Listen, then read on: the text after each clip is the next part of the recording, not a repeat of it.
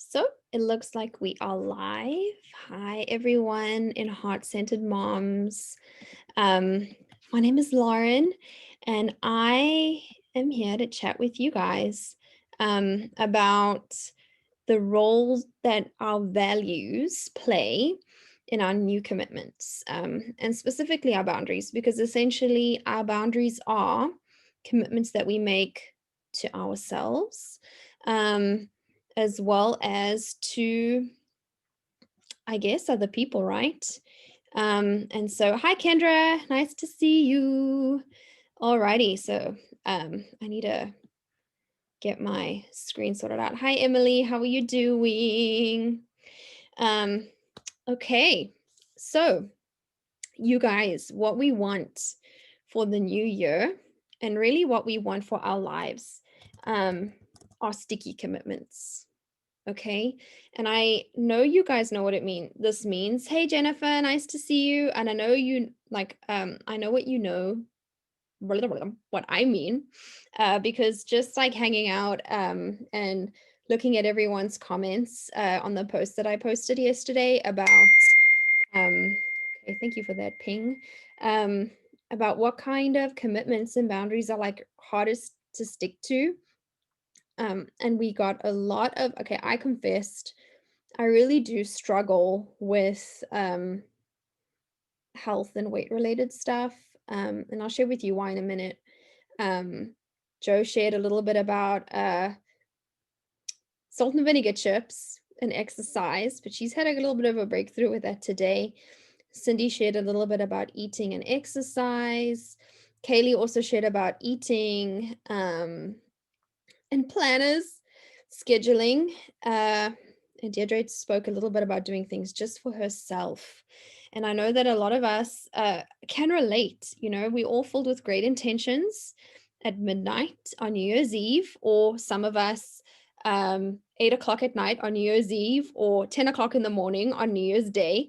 Or even, I guess, a lot of us leading like the 5 days between Christmas and New Year's Eve, we have high aspirations on like the life that we're going to live the second the clock strikes 12:01 in the new year. Will magically be different and better at this stuff. Of course, we know that's not true. When it comes to relationships and establishing new boundaries, a lot of the things that I hear are people like, they get like pumped up to establish a new boundary, and it takes significant courage. Like, let's just be real. It takes so much courage to just say what needs to be said and to establish the boundary. And then we find ourselves kind of slipping back. And a lot of the times there is a failure to plan properly. And by that, I mean, like, we think that the work is simply, with boundaries at least, we think that the work is simply saying, I don't want you to do that anymore. Okay. Whereas that is probably half of the work. And the other half of the work is how we are prepared to maintain that boundary, because boundaries are not just about saying no, but they're about maintenance and enforcing, which is a terrible word to use. But basically, we want to make sure that how we our actions afterwards, maintain the boundary, because our words don't always do it. Our actions need to maintain the boundary too. And we talk a lot about that in Facebook group that I get to run. It's so cool, called Healthy Boundaries for Heart-Centered Women. And I'll put the link in there somewhere for you guys. Joe is laughing. Great. Joe has a great attitude about life. Emily says, balancing all the things is my biggest challenge. Emily, yes. Okay. I think I was just talking to a friend literally yesterday, about how when I'm in holiday mode, I can still be pretty productive, but my posture really stays in rest. And so I don't feel like I'm in hustle mode at all, but I'm still able to get things done. And then it was like yesterday, because my kids' school semester started. We do not homeschool, but we are doing remote learning for this week. it was almost as though I switched gears from like cruise control at 30 miles an hour or like 60 kilometers an hour and went into like fifth gear at 75 miles an hour on some crazy highway in Texas where everyone's driving 90 miles an hour. Like, anyway, so balancing, I get it. And so what we're going to talk today is sticky boundaries or sticky commitments. And I already mentioned that one of the things that happens a lot is failure to plan for what happens after the commitment, right? And a lot of the times we need scaffolding in our lives in the form of routine, in the form of accountability, and in the form of preparation and like actual actions to maintain a choice that we've made, because a choice can happen up here, but we need to like embody that choice moving forward. That's not what we're here to talk about, but that is one of the things that needs to shift for us. And the other thing that we need to understand about boundaries as well as other commitments like our New Year's resolutions is that if they are not rooted, as in if they do not grow out of a heartfelt as well as an authentic expression or an authentic like conscious I want to say understanding, but if it's not rooted in like our authentic, honest personal value system, you are going to have a very hard time maintaining it. Okay. Either you're going to fizzle, that energy that you need to maintain this is going to like fizzle out eventually. Or what usually happens is that you burn yourself out trying to like this happens this for personalities that have a lot of self-discipline as well as are very goal orientated. This is a bit easier for them to do, but I guess it happens to all personalities in one way or another. So we either fizzle out and we bail, or we burn out trying to remain committed to something that doesn't actually matter to us as much as we would like it to. And so a lot of the times what I see when it comes to habits or New Year's resolutions or anything like that is that we make commitments, or we kind of decide, well, look at what my body looks like. Everyone else's body looks like this, or everyone else is getting on the healthy train, or everyone else is getting on the keto train, or I don't know what all the trains are. Like, that's how uninterested I am in this stuff. I feel like I need to do this too. Like, this is a thing that I need to do. Whereas deep down, okay, I'm going to speak for myself here, right? Deep down, my pant size is not that important to me. My dress size is not that important to me. If I have to like hold out, if you had to like make me pick, hi Tamara, nice to see you. Hope you're doing well. If you hold out before me, Mediterranean cooking, and like I'm married to a Mediterranean man, he's Portuguese. Mediterranean home cooking, my mother-in-law's cooking. And I had to pick between eating like that every day of my life and dropping a dress size. I would be happy to pick up a dress size to eat like that to eat my mom-in-law's food every single day. And I it got into my mind at some point in my life, late teens, early 20s, that I needed to look a certain way to be valuable. Okay.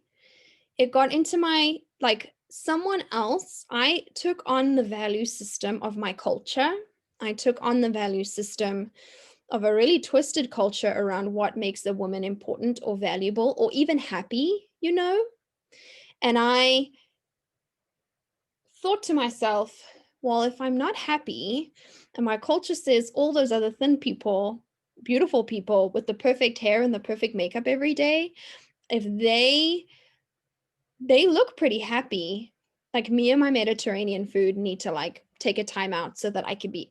And so what I realized for myself in all the many, many moons of years, like of feeling like if chasing a dress size, is that that is actually not where my heart lies at all. My heart really does lie in health. My heart really does lie in uh like stewardship, right? But my heart is also really like in my mom-in-law's food, like for and like how my husband cooks in tribute to her. And so like I find it way easier to commit, like way easier to go through the effort of creating Mediterranean style meals and planning around that, like, which is like food from scratch, than the amount of probably an equal amount of work required to lose weight. But my heart is not there. My heart is over here. And so I found that to be true of myself when it comes to makeup. Okay, you may notice that it's very rare I'd come on here without a face of makeup on. And that's just because I realized that I would rather not. And I would rather spend an extra 10 minutes in bed or reading a book or any of those things. And so what happens when we do not root our values, our boundaries, and our commitments in our value system, in not the value systems that we've kind of taken on to be acceptable to other people, but in our values, then it gets, those commitments are not very sticky at all. Or we burn out trying to trying to live up to the expectations that we've assumed, like we've taken on, that actually belong to someone else. And a good example of this for me in my life is honestly workaholism. Okay. And part of my healthy boundary story, really, most of it really does start in a fairly toxic work environment where your value was equal to your ability to be productive. And at that point in my life, which was my early 20s, I had not taken the time, and nor had anyone kind of invited me or shown me to decide for myself what mattered to me, or to decide for myself what to me was a good, deeply satisfying life. And so I really did, part of my one of my symptoms of boundarylessness was taking on and assuming the values that other people had, like in an attempt to find value. And so I, for a season, looked for it in what I looked like, and honestly, what the opposite sex thought of me. For a season, looked for it in productivity and being indispensable at my place of work, which literally nearly killed me. And the after effects of that on my body, I still feel to this day, and that's been over a decade ago. And so those are like two extremes of how like it's hard to maintain a commitment or a boundary when it's not actually yours, but also it burns you out when it doesn't belong to you. Someone write that down. It burns you out when it doesn't belong to you. All right. And so let's just check the notes. What happens? And like, this is where burnout and resentment and bitterness are actually, those like emotions are gifts to us, because they are like a window into what actually matters to us. All right. And so when bitterness and resentment and burnout start to rise up within you, or if you kind of feel like you've been on that treadmill for a while, then what your body and your mind are actually doing for you is saying, hey, Lauren, like, you need to pay attention to what's going on over here in this area of the life that you're feeling burnt out and where you are feeling bitter and resentful, because you're getting an opportunity to learn about what doesn't matter to you, but also what really does matter to you. And a lot of the times when we're feeling burnt out, and particularly women do this, particularly with bitterness and resentment, is we try and suppress it, because those are not feelings that good Christian women are allowed to feel. Like, we're not allowed to feel resentful. We're not allowed to feel bitter and angry. We're supposed to be happy, loving, generous, and joyful all the time. Okay. And I'm not talking about being a jerk. I'm talking about getting curious about what is causing those emotions to rise up. And so your bitterness and your resentment and your burnout are trying to warn you, or they are like road signs or lights on your dashboard saying you are not in sync with what matters most to you. And what an amazing gift that is to us. And that oftentimes our boundaries rise up. Okay, Katrina, hi Katrina. Like, our boundaries rise up within us, right underneath that bitterness and resentment. Our boundaries are rising up within us to say, we need to build a wall here, or we need to stop whatever's going on, and we need to create like some space around us so that we can heal, or whatever the case may be. And behind that boundary pushing up, you've got that core values that are pushing up as well. Isn't that amazing? Like, how we were created to like experience life in this way, and that even our emotions, which we've been told we're supposed to ignore or suppress or destroy, are gifts of awareness to us, to help us realize what actually matters most to us, or what doesn't actually matter to us at all. And so another thing that we need to realize is that, like, this is what happens a lot, especially to women. Like, there's just something about how society creates its role for us that just frustrates the crap out of me. But anyway, is that we then tell ourselves, oh, but okay, but Lauren, you're supposed to care about this.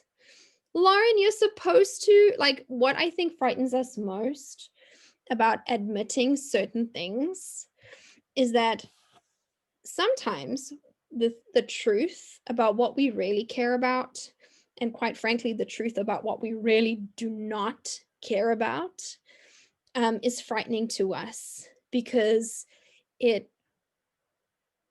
we feel like we stand alone and outside of what society expects for us when we say, like,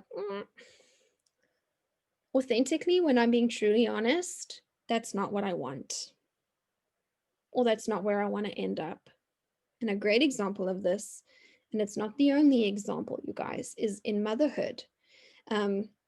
Certain cultures, and this is something that was really helpful to me as a South African moving to the US, motherhood culture and expectations of mothers are completely different to motherhood culture and expectations of mothers in Waco, Texas, for example. And it was extremely disorientating to me to feel like a great mother by South African standards, but a less than, and by the standards here, it felt like, oh, what is she doing? Or she what? Or she did what with the kids? Or she allowed them to what? Or I don't know, whatever the case may be, but like, I got a very strong message that, hey, like, your motherhood does not live up to the expectations of whoever decided is good for Waco, Texas, or whatever, you know? And so that made me realize, like, that gave me an invitation, or invited me to decide or think about, well, who said South African motherhood is what I want, or whatever that South African's version of motherhood is. And who said that Texan motherhood is what I want? And it was an invitation for me to do some digging and exploring within my faith, but also just within who I am made to be, who my kids are, who I feel they are made to be, my husband and myself as a couple, as a team of parents, what we believe we are called to create in our family. And it was a great invitation extended to us by life and like God and whatever. I don't mean it that way, but to go, well, I know what South African culture wants from me as a mother, and I know what American culture or Texan culture wants from me as a mother. But what am I called to as a mother? And yes, you stand alone in that, and you don't have the luxury and like all the security for all of our insecurities. We don't have the security of being able to compare ourselves to others, right? Because when I can compare myself to others, then I can find someone that I'm doing better than, and I can also look up to people who are doing better than me and like work harder. But when the only guardrail and when the like map is not out there but is in here, it takes some guts. It takes some ovaries of steel, as I like to say. But that it is it is such a fulfilling journey, because now I don't need to look at her or them or her and feel discouraged. I don't need to look at them and feel jealous. I don't need to look at them and judge. You guys, I look within myself and go, let's just keep moving and going forward.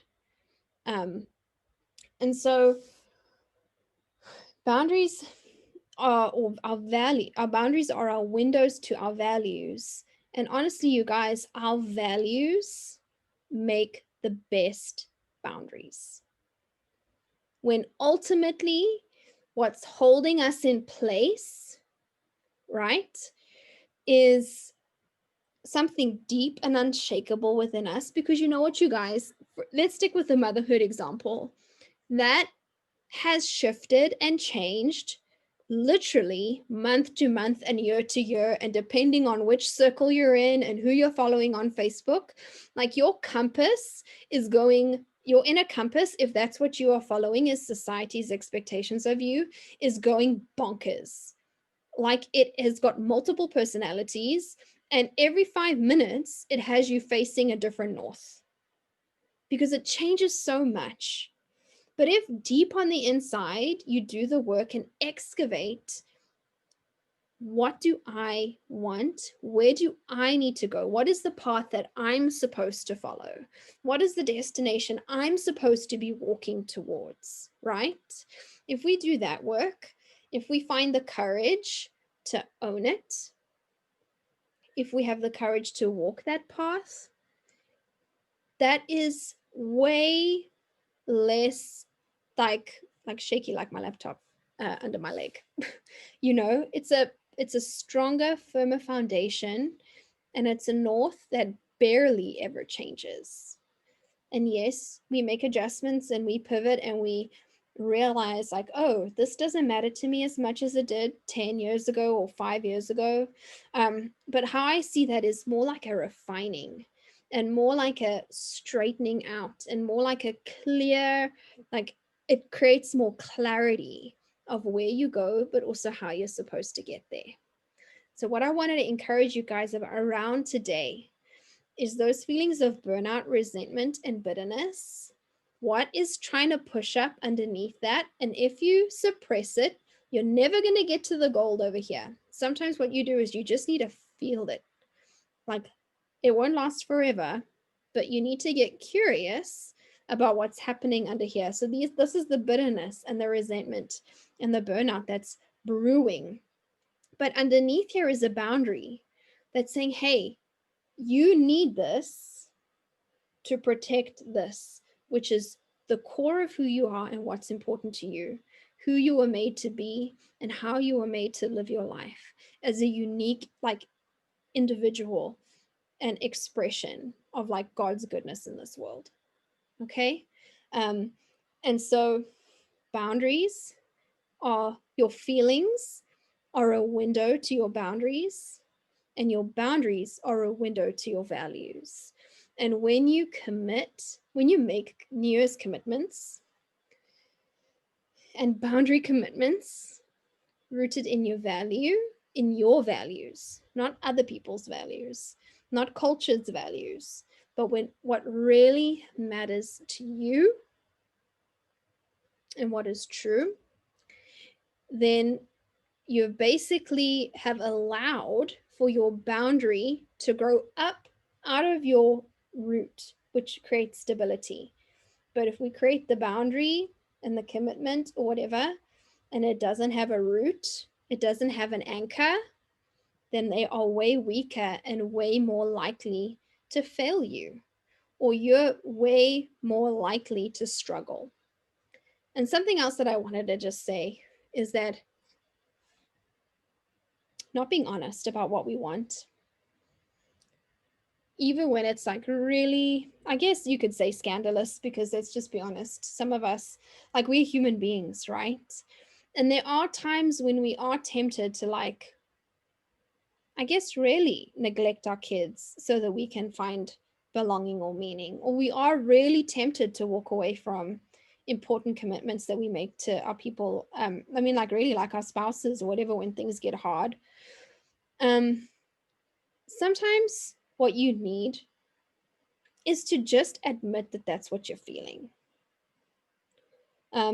What I believe about the grace of God and the power of God that's available to us through his grace is that until we take responsibility for our thoughts, our feelings, our desires, our temptations, or all of those things, until we take responsibility for them, which means we own them as ours, not as their fault, his fault, their problem, but as ours, until we do that, until we admit them to ourselves and to him in total honesty and ownership, we really do struggle to receive help and grace for that issue that we're experiencing.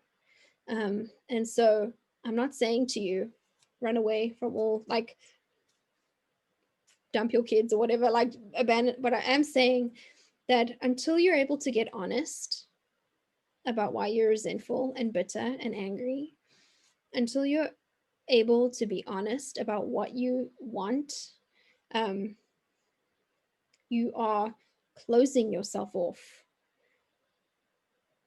Like, you are not going to receive the grace that you desperately need to move forward. And so honesty is always best. You can be honest as a joke, or you can be honest in kindness, but the person you probably need to be honest with most is yourself, right? You guys, my time is up. I want to extend an invitation to you, if you're watching this, and if any of this resonated with you, and if you are like, oh my gosh, I need to dig, I'm experiencing struggle with my commitments, I'm experiencing struggles with my boundaries, I'm experiencing bitterness and burnout. Like, the entire month of January, in my Facebook group, Healthy Boundaries for Heart-Centered Women, we are literally going to dig. We are going to take all these feelings that are bubbling at the surface, we're going to face them, and then we're going to go a level deeper to what this says about the boundaries that need to happen. And then we're going to go a level deeper under there. We're going to say, what does this say about our values? What is it? And then we're going to do some work and actually identify them. We have an incredible group of women over there. Okay. We're all on the same boat, going towards the same place, which is wherever it is that we were designed to be and go, and the life that we were designed to have. Okay, a life that feels free, a life that is flourishing, a life characterized by generosity and kindness, heart-centeredness, and love. Okay, that's what we're not, boundaries are not about spite and being mean and selfish. They're actually about making room for generosity. And so what we're going to do starting out in January, is we're going to start it. We're doing a workshop, an online workshop called Whose Life Is It Anyway? You are invited to join us. It's going to be awesome. Some of the content will be presented in live Zoom so that you can join and ask questions and do whatever. But we're doing one kind of workshop a week. So that gives you time to kind of process and also get through it at your own pace. Please join us. I believe it's life-changing. What we're going to do over the next couple of weeks is why I'm in the States, and it's why I have 3 kids and not 2, and it's why I work for myself and I'm at home with my kids rather than in full-time ministry anymore. And so it can be life-changing, and it's like freedom. All right, so I'll pop all the links in the description of this. You're invited. We'd love to have you. God bless you guys and have an incredible week. Bye.